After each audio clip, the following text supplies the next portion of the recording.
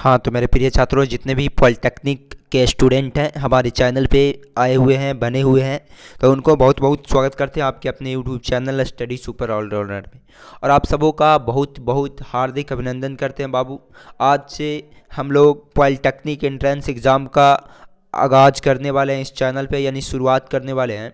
तो सबसे पहली बात, हमारे चैप्टर फर्स्ट जो है आपका केमिस्ट्री का रसायन एवं विज्ञान, इसी को आज हम पढ़ने वाले हैं। लेकिन उससे पहले आप लोगों को हम बता दें बाबू कि जितने भी आपके केमिस्ट्री में लमसम आपके 24 चैप्टर हैं, और आपका फिजिक्स में 24 चैप्टर है, मैथ में 48 चैप्टर 42 चैप्टर के लमसम में है। ठीक, अगर आप लोग इतना कंप्लीट कर लेते हो मात्र 1.5 महीना में, तो आपका एग्ज़ाम चाहे तो बिहार हो, झारखंड हो, इस सभी का आप लोग का कंप्लीट हो जाएगा बाबू।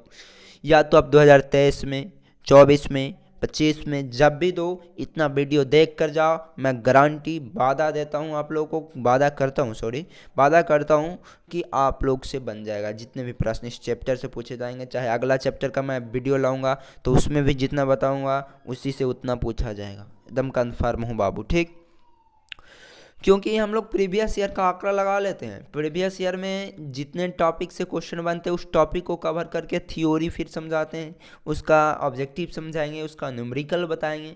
सभी चीज़ों को अगर हम सही तरीके से, क्रमबद्ध तरीके से समझेंगे तो क्यों नहीं हमारा एंट्रेंस एग्जाम निकलेगा बाबू, आप ही लोग बताइए। तो चलिए, सबसे पहला चैप्टर जो आपका है रसायन एवं विज्ञान, जिसको हम इंग्लिश में साइंस एंड केमिस्ट्री भी कह सकते हैं। जानिए सबसे पहले कि विज्ञान होता क्या है, व्हाट इज साइंस। एक्चुअली विज्ञान शब्द की जो उत्पत्ति है लैटिन भाषा के अस्केंटिया से हुआ है, ठीक, जिसका अर्थ क्या है, ज्ञान। अस्केंटिया का अर्थ क्या होता है, ज्ञान। यानी कि आपसे डायरेक्ट एग्जाम में पूछ सकता है प्रश्न कि विज्ञान शब्द की उत्पत्ति लैटिन भाषा किस शब्द से हुई, तो डायरेक्ट ऑप्शन देखना, अस्केंटिया मार देना। ओके, चलिए सबसे पहले आप बात कर लेते हैं कि विज्ञान का परिभाषा क्या होता है। तो किसी तथ्य का क्रमबद्ध के मतलब कुछ हुआ, जैसे एक के बाद दो आता है, दो के बाद तीन आता है। ये नहीं करना कि एक के बाद डायरेक्ट 10 लिख देता है, ऐसा करता है कोई नहीं ना। एक के बाद डायरेक्ट 10 नहीं ना लिखते हम लोग, यानी क्रमबद्ध तरीके से लिखते। यानी तो वही बता रहा है कि किसी तथ्य का क्रमबद्ध यानी लगातार, सुसंगठित माने जो जिस तरीका से होना चाहिए, सीरियली, एवं सुव्यवस्थित ज्ञान को ही हम क्या कहते हैं, विज्ञान कहते हैं। ठीक, आप लोग समझ गए होंगे कि किसी तथ्य का क्रमबद्ध, सुसंगठित एवं सुव्यवस्थित ज्ञान को ही हम क्या कहते हैं, विज्ञान कहते हैं। ठीक, अब आगे समझिए कि विज्ञान की शाखाएं, जैसे कि अभी आपको बताएं कि विज्ञान क्या होता है, उसी तरह विज्ञान की कुछ शाखाएं होते हैं, बेटा बेटी होते हैं, उनके पोता पोती होती हैं, ये सबको भी समझ लीजिए। तो देखिए, जैसे आप लोग का भी आगे आने वाले भविष्य में बेटा बेटी होंगे, उसी तरह इन लोग का भी बेटा है, ठीक, या पोता पोती जो भी कह सकते हैं।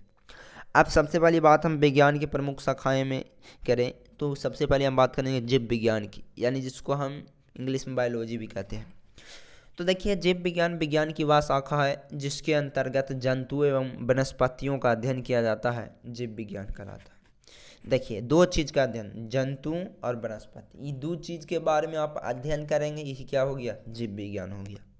अब जंतु में कौची आ गया, जानवर आ गया, हम लोग आ गए, मनुष्य, तो ये सब कौची में, जंतु में। वनस्पति में कौची आ गया बाबू, पेड़ पौधा। अब दोनों का हम अभी बताएंगे कि जो विज्ञान है, जीव विज्ञान, इसका शाखा कौची है। तो देखिए, जीव विज्ञान को भी हम दो भाग में बांट सकते हैं, यानी कि जीव विज्ञान के भी फिर दो गो बेटा, यानी कि जो विज्ञान है उसका ही सब पोता पोती है। तो देखिए, पोता पोती का इसका सबसे पहला जंतु विज्ञान, यानी जिसको हम इंग्लिश में जूलॉजी कहते हैं। जितने भी 11-12 के बच्चे पॉलिटेक्निक का तैयारी कर रहे हैं या 10th का भी, तो उनको भी ये पता होगा कि जंतु विज्ञान यानी जूलॉजी का उची होता है। तो देखिए, इसके अंतर्गत जो है ना बाबू, जितना भी आपका टॉपिक है ना, उसका नाम से ही आधा परिभाषा बन जाता है। जैसे जंतु विज्ञान, तो जंतु के बारे में अध्ययन करना। उसी तरह वनस्पति माने पेड़ पौधा होता है, तब वनस्पति विज्ञान रहा, तब पेड़ पौधा के बारे में अध्ययन करना। ये सब तो नाम से ही हम लोग परिभाषा बना सकते हैं। तो देखिए, जंतु विज्ञान, इसके अंतर्गत जंतुओं अर्थात मनुष्य, हम लोग, पशुओं, ये सब का अध्ययन करना क्या कहलाता है, जंतु विज्ञान कहलाता है, यानी जूलॉजी कहलाता है। फिर वनस्पति विज्ञान, इसके अंतर्गत वनस्पति यानी पेड़ पौधा अर्थात पेड़ पौधों का अध्ययन किया जाता है। अब समझ गए होंगे कि जीव विज्ञान के भी दो शाखा, जंतु विज्ञान और वनस्पति विज्ञान, जूलॉजी और बोटनी। अब दूसरा जो साइंस का शाखा है वो है भौतिकी विज्ञान। क्या है, भौतिकी विज्ञान, जिसको हम इंग्लिश में फिजिक्स कहते हैं। तो देखिए भौतिकी विज्ञान यानी फिजिक्स विज्ञान की वह शाखा है जिसके अंतर्गत ऊर्जा के विभिन्न रूपों का, पदार्थों पर ऊर्जा के प्रभाव तथा पदार्थ एवं ऊर्जा के संबंधों का अध्ययन किया जाता है। देखिए कह रहा है कि विज्ञान की वह शाखा जिसके अंतर्गत ऊर्जा के विभिन्न रूप, जैसे ऊर्जा के रूप होते हैं, उसी तरह पदार्थों पर ऊर्जा का क्या प्रभाव पड़ रहा है, पदार्थ और ऊर्जा के बीच क्या संबंध है, रिलेशन क्या है, ये सब को बारे में अध्ययन करना, ये सब के बारे में क्या करना, अध्ययन करना, स्टडी करना ही क्या कहलाता है बाबू, भौतिकी विज्ञान कहलाता है। ठीक, समझ गए होंगे। डायरेक्ट आपको परिभाषा लिख देगा, बोलेगा कि कौन सा विज्ञान है। तो आप लोग कृपया जितना भी हम थ्योरी बता रहे हैं, एक कहानी नहीं है बाबू, ये थ्योरी है आपका। अगर ये सब आप समझ लेते हो तो आपके जितने भी इस चैप्टर से ऑब्जेक्टिव बनेंगे वो आप खुद बना दोगे। ठीक, तो चलिए तीसरा है खगोल विज्ञान, जो कि आपको हम अभी नीचे कुछ देर के बाद ही हम ऑब्जेक्टिव भी कराएंगे इस चैप्टर के। यानी इस चैप्टर को वन शॉट क्या, वन शॉट यानी वन शॉट मतलब होता है एक ही वीडियो में इस चैप्टर को हम समाप्त कर देंगे। जैसा कि आप लोग को बता दें कि दूसरा भी बताएं कि भौतिकी विज्ञान, फिर उसी तरह होता है खगोल विज्ञान। विज्ञान की एक शाखा और कौन होता है, खगोल विज्ञान। आपसे डायरेक्ट एग्जाम में पूछ लेगा कि किस विज्ञान के अंतर्गत नक्षत्रों का अध्ययन किया जाता है। ऑप्शन दे देगा खगोल, भूगर्भ, रसायन, तो मारिएगा भूगोल विज्ञान। ठीक, कौन सा मारेंगे ऑप्शन, खगोल विज्ञान। अब चौथा समझिए कि भूगर्भ विज्ञान क्या होता है। तो इस शाखा में यानी विज्ञान की इस शाखा में पृथ्वी, चट्टानों, नदियाँ आदि का अध्ययन किया जाता है। भू माने होता है भूमि या गर्भ माने गोद, तो भूमि के गोद में जितना भी चीज़ है जैसे पृथ्वी, चट्टान, इस सब के बारे में अध्ययन करना क्या कहलाएगा, भूगर्भ विज्ञान। ठीक है, अभी भी समझ गए होंगे आप लोग। अब पाँचवा और लास्ट जो है वो है रसायन विज्ञान यानी केमिस्ट्री, जिसको हम कहते हैं। तो देखिए केमिस्ट्री शब्द के जो उत्पत्ति हुआ मिस्र के प्राचीन नाम कैमी से हुई, जो कि आपको डायरेक्ट ऑब्जेक्टिव में पूछेगा कि केमिस्ट्री शब्द की उत्पत्ति मिस्र के प्राचीन नाम के किस शब्द से हुआ, तो आप लोग क्या बताइएगा, कैमी। ठीक, परिभाषा इसका क्या है केमिस्ट्री का, तो विज्ञान की जिस शाखा में द्रव्य की संरचना, द्रव्य वो नहीं समझना जो पानी वगैरह वो द्रव्य नहीं, पानी दूध ये सब द्रव्य नहीं है, ये द्रव्य दूसरा द्रव्य हो गया बाबू। इस तरह से द्रव्य लिखा हुआ रहेगा तो समझिएगा पदार्थ, क्या समझिएगा, पदार्थ। और खाली द्रव्य खाली रहेगा तब समझिएगा क्या, पानी वगैरह। ठीक, वो द्रव्य वो सब क्या हो गया, इस द्रव्य का, ये जो द्रव्य है द्रव्य आधा या इस द्रव्य का वो भाग है, पार्ट है। ठीक, जैसे पदार्थ के 3 प्रकार होता है ना, ठोस, द्रव, गैस, तो वही हुआ ये पदार्थ है। द्रव के मतलब कुछ होता है, पदार्थ होता है, और द्रव के मतलब कुछ हुआ, जल वगैरह। ठीक, तो विज्ञान की जिस शाखा में द्रव्य की संरचना यानी किस तरह से बना हुआ है, संगठन किस किस चीज़ से मिलकर बना है, गुणधर्म क्या है, क्या इसका गुण है, एवं बनाने की क्या इसका विधि है, तथा उन सभी पर विभिन्न ऊर्जाओं का क्या प्रभाव पड़ रहा है, ये सब का अध्ययन करना, स्टडी करना ही क्या कहलाता है बाबू, केमिस्ट्री कहलाता है, यानी रसायन विज्ञान कहलाता है। ठीक, अब देखिए रसायन विज्ञान के भी शाखा होता है, यानी विज्ञान के भी इसमें कौची है, पोता पोती है। अब समझ लीजिए क्या है जी।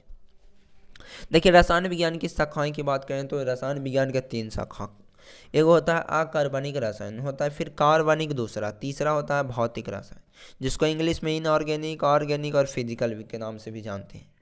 तो चलिए सबसे पहले हम अकार्बनिक रसायन यानी इनऑर्गेनिक केमिस्ट्री क्या होता है इसको समझ लेते हैं। तो इसमें अकार्बनिक यानी जो कार्बन ना हो, आ के मतलब कुछ हुआ था नहीं, अकार्बन के मतलब कुछ हुआ, कार्बन तो तत्व है। तो इसमें अकार्बनिक तत्व यानी जो कार्बन नहीं हो उस तरह के तत्व तथा उनकी प्रकृति, उसका प्रकृति क्या है, एवं उनके बनने वाले यौगिक, उनसे कौन कौन सा यौगिक बन सकता, ये सब का अध्ययन करना क्या कहलाता है बाबू, अकार्बनिक रसायन कहलाता है। ठीक, दूसरा है कार्बनिक रसायन। तो विज्ञान की इस शाखा में कार्बन के जटिल संरचना, उसमें कार्बन नहीं चाहिए, इसमें कार्बन चाहिए, यानी कार्बन वाला तत्व जितना रहेगा उस सब के बारे में अध्ययन करना कार्बनिक, जो कार्बन नहीं रहेगा उसके बारे में अगर हम अध्ययन करेंगे, यानी कार्बन के अलावा जो तत्व है उसके बारे में अध्ययन करेंगे तो हो गया अकार्बनिक। ठीक, इतना से ही आप लोग समझ गए होंगे। तो देखिए कार्बनिक रसायन विज्ञान की इस शाखा में कार्बन के जटिल संरचना यानी कार्बन किस तरह से बना है, उसके यौगिक जैसे हाइड्रोकार्बन, प्रोटीन, कार्बोहाइड्रेट, ये सब क्या हुआ, इसके यौगिक हुए। तो ये सब यौगिक की संरचना यानी किस तरह से बना है, गुणधर्म, बनाने के विधि, इस सब का उपयोगिता का अध्ययन करना ही क्या कहलाता है, कार्बनिक रसायन कहलाता है। ठीक, अब आप लोग समझ गए होंगे। और जो तीसरा आपका केमिस्ट्री का भाग है, शाखा है, वो है भौतिकी रसायन यानी फिजिकल केमिस्ट्री। तो विज्ञान की इस शाखा में रासायनिक अभिक्रिया के नियम यानी रासायनिक अभिक्रिया केमिकल रिएक्शन किस तरह से बनता है, इस तरफ से यानी अभिकारक से इस तरफ जाएंगे तो क्या होगा, ये सभी चीज़ों का अध्ययन, विशेष परिस्थिति यानी कंडीशन क्या है इसके लिए, ये सब का अध्ययन करना ही क्या कहलाता है, आपका फिजिकल केमिस्ट्री कहलाता है यानी भौतिकी रसायन कहलाता है। तो अभी हम समझ लिए कि जो केमिस्ट्री है, रसायन विज्ञान, उनके क्या शाखाएं थे, उनके परिभाषा बताएं। अब समझिए रसायन विज्ञान के महत्व क्या है बाबू, यानी इम्पोर्टेंस ऑफ केमिस्ट्री, केमिस्ट्री का क्या हमारे दैनिक जीवन में महत्व है, ये सभी को समझिए। देखिए एक बात हम आपको बता देते हैं कि अगर केमिस्ट्री नहीं रहता बाबू तो कुछ भी संभव नहीं था। जी हाँ, बिल्कुल सही बात बता रहे हैं। चाहे आप शराब पीते होंगे तो वो शराब जो पीते हैं कुछ लोग, वो शराब विज्ञान के ही कारण हुआ, विज्ञान के कारण ही बन पाया, रसायन विज्ञान के कारण बन पाया। अचार जो आप लोग खाते हो वो भी रसायन विज्ञान के देन है कि आप लोग खा रहे हो, नहीं तो रसायन विज्ञान नहीं रहता तो अचार बनाते तुरंत सड़ गल जाता, आप खा नहीं पाते। रसायन विज्ञान उसको संरक्षित करता है बाबू, बनाने में सहायता प्रदान करता है। तो हम कह सकते हैं खाद्य पदार्थ जैसे अचार, शराब, जेली, ये सब का निर्माण करने या संरक्षित करने में। दूसरा दैनिक जीवन में क्या है रसायन विज्ञान का उपयोग, तो फसल के पैदावार बढ़ाने में। जी हाँ, बिल्कुल सही बात बोल रहा है। जैसे आप लोग अपने माता, जो आपके पिता हैं, वो देखते होंगे कभी कभी खेतों में खाद, कुछ कीटनाशक दवाएं डालते हैं, वो किस कारण से कीटनाशक दवा बन पाया, रसायन के कारण, रसायन के देन है ये सब बाबू।